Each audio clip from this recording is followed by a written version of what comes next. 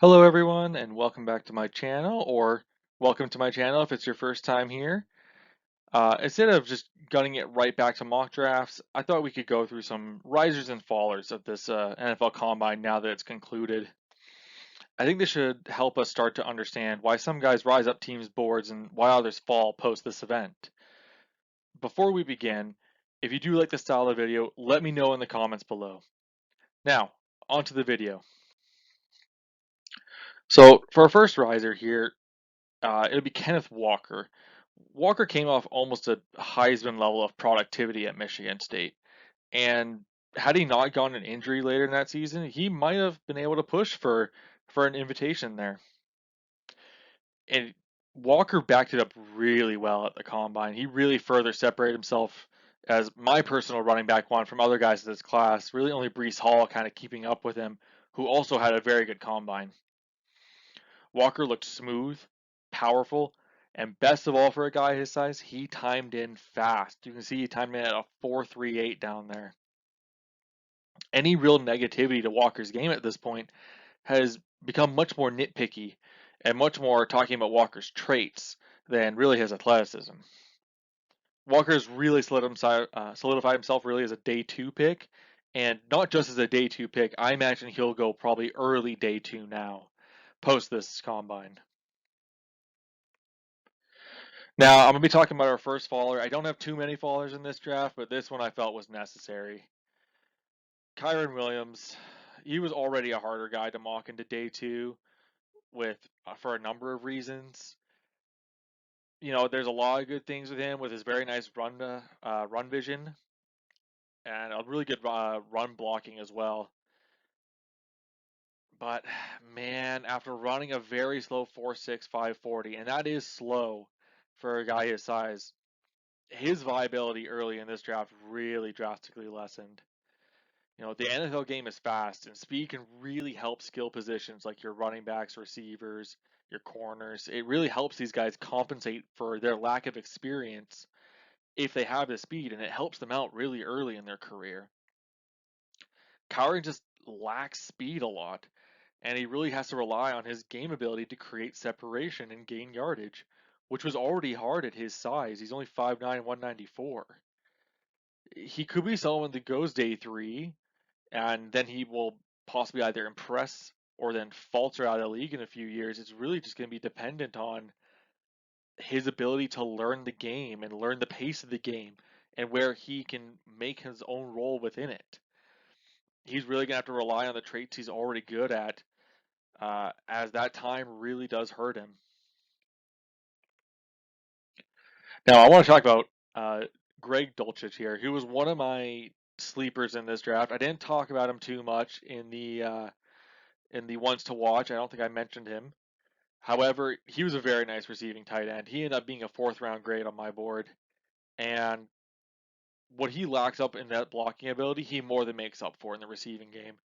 He finds space well. He gets solid separation that you seek out your tight end in the passing game. His stock really was boosted by this combine performance. He tested basically above average in every single category. 4.740, 34-inch vertical, 122-inch broad jump, a 7.053 cone. Like there, he didn't do poorly at anything, which being that consistently good makes you way more viable to me later on in this draft.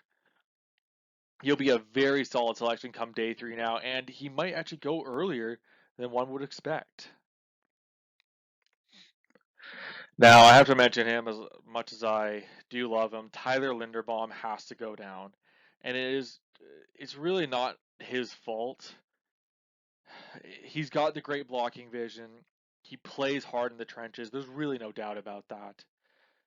However, there is now doubt on his viability after he was measured at the combine. His arms are historically short, and it's kind of weird because we've had a couple historic moments in this draft class already. His arms, especially at center, are historically short, with only really one center in Blythe, who really got a significant amount of starting reps using that arm length. The shorter arm length really makes it hard for you as the center to get underneath guys' pads, to leverage them out when they try to bull rush you. Guys really try to attack these shorter arms with these cross chops or swipes, and it's just designed that way. And having the shorter arms makes it harder. It's also hard when you're in motion because if a better athlete beats you to a point, and you don't have the arm length to compensate for that, right? And since Linderbaum, he's been dealing with an injury as well. We didn't get to really see his athletics, right? His athletics were put on hold since he had that foot injury, and now we're gonna have to wait till his pro day. So post this event, he's now really gonna be a faller, which is incredible considering like he could be a fantastic prospect. He was mocked in the top 10 quite often from what I've seen on consensus boards.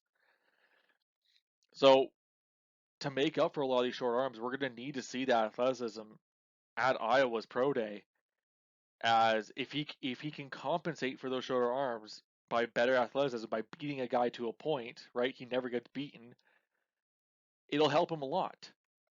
So I do personally think Linderbaum is that 1 in 1,000 athlete at center who could beat the odds like this. And I think it is more than likely he'll still go in the first round. Do not be surprised if you see a Creed Humphrey type fall here where Creed fell to almost the end of the second. Now we have a riser. This one is obvious. If you guys were watching the combine, Tariq Woolley. Woolen is basically that guy that all kids create when they're when they're playing any kind of sports game. It's just extremely tall, lengthy limbs, insane vertical jumping, and just incredible speed at that size. I mean, he measured in at 6'4", 205, over 33 and a half. Like he has longer arms than Linderbaum. Just crazy build. And then to combine that with a 4.26 40, he can just bump and run at that size. Incredible. Now, he's a player that used to sit in the fourth round on my board.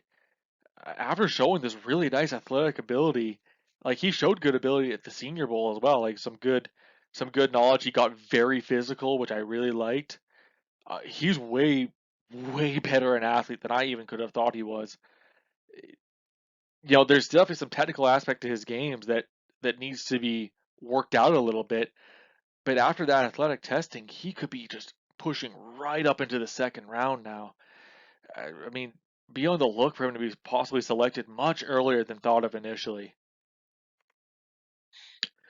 Another riser I have here is the entire Georgia defensive front seven. I guess it's kind of a meme, but my lord, what are they feeding them at Georgia?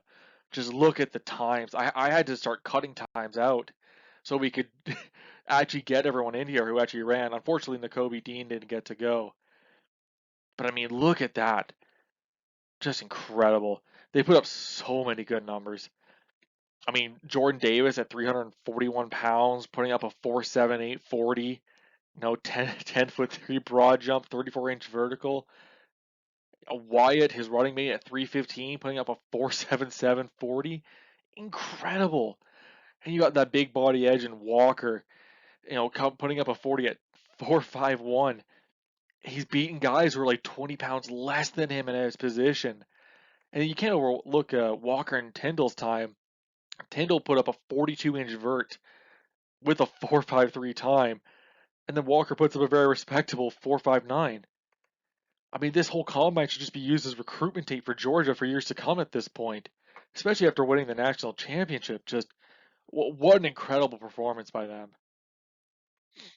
And then we have another group here, the Baylor Athletes is what I call them, because wow. I mean, what can you say about the athleticism showed by Baylor's skill positions at this combine? I'll try to limit myself just to talking about their 40s, or we could be here all day. But I mean, JT Woods, 4.36 as a safety is just insane. The plays he could potentially make as a single high free safety, just the speed to reach a point that even quarterbacks don't think he can reach. I mean, he could be special if he develops well. I mean, you got Thornton as well, who went first. He just showed off incredible speed. And then you got Kalen Barnes. I mean, man, what an incredible 40. Almost beat the record for 40 or tying John Ross. He was like 0.1 seconds away. But he beats the record for all DBs for 40s at a 4.23. Just these guys have all drastically increased their stock. Like even if a team isn't as big on their actual gameplay, their athletics make them more than viable to train and utilize on their respective sides of the field. Not to mention their special teams potential. Like Baylor should be very proud of how their athletes performed here. Well done on them. And well, I guess this is a bit of not of a true thing, right? This is not a true player. I feel like this is how we should have ended this video. We need to talk about the actual combine itself because there was plenty of issues. Players just opting out to do their pro day instead of the combine. I mean, there was also the controversial, to say the least, idea of this hard bubble for where these athletes couldn't interact with their trainers or coaches. I mean, that rubbed a lot of athletes the wrong way. All that, while hurtful to the combine's reputation, was just not nearly as poor as the recording of the 40-yard dash times. It was awful to follow the combine this year. As when the unofficial numbers came out, everyone's just floored with the results. Players having insanely fast or slow times compared to what, I mean, if you just watch their tape, like you're like, that guy doesn't seem to move that way. That's insane. And it's not like it was just slightly off either, or could just consistently off, like always 0.1 off. It was inconsistent and just all over the place. It really just hurt, the incentive to watch the combine itself, as the unofficial times are just not close, right? Like why would I bother watching the combine where I can just come after the combine's done when the official numbers start coming out? It hurts the act of watching, which hurts the NFL. The combine's reputation validity was very hurt this year, pretty poorly. Us as viewers can only really hope that they just get better and they get better fast, as their position is being threatened by other locations, right? Indy's not the definitive place that they're going to be doing the combine the next couple of years, so that location is being threatened by other locations, and that's not even including the pro days themselves, which also now continue to threaten the combine's stance as this big one center where the best athletes or the best players in this draft class can meet and we can test them against each other. It really hurts. And I do hope they get better. I really do. I've loved the combine for a long time, and I hope this gets better for the future. That covers up this entire video. I really hope you enjoyed it, and I hope to see you next time. Later.